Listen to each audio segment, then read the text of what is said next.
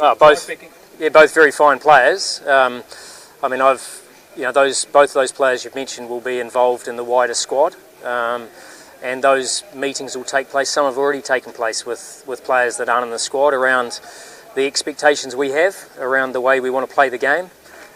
We want to play a fast-paced game, so it's making sure that those players that aren't involved doesn't mean they're out of contention, but it means that they need to improve in certain areas. So, Babar is well aware of that, and he's making some good strides to.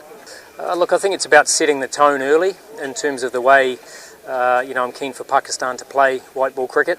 I think we're all aware of the current rankings in terms of how where Pakistan is ranked, and I think, for such a proud nation, we know that needs to improve.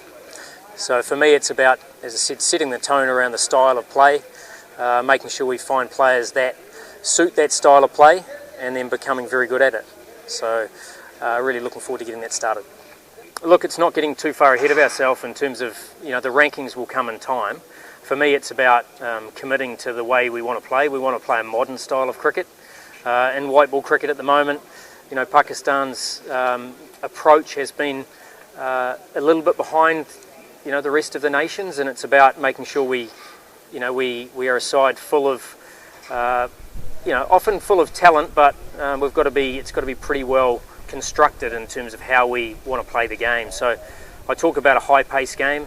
You can only play that if you've got depth of batting, and you've got lots of different bowling options to adjust to the conditions that you're confronted with. So it's about, building the right players and putting them in the right positions.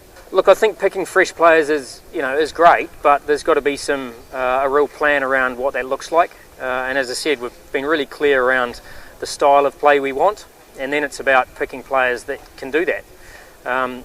It's not about just being aggressive, it's about being smart as well, and making sure that we pick players to do roles that they've already been good at in different, whether it be different levels, and making sure that the way they play suits the role that we want them to play.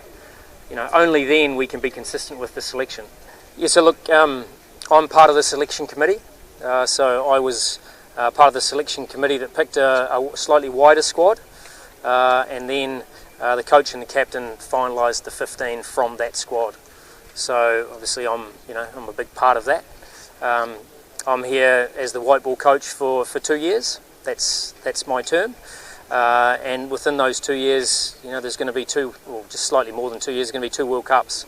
So it's an exciting time, obviously T20 World Cup and a one-day World Cup.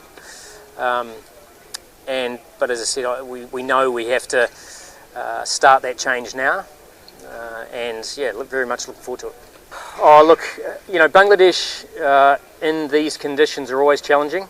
I've obviously been to Bangladesh many times, and in their own conditions they're challenging.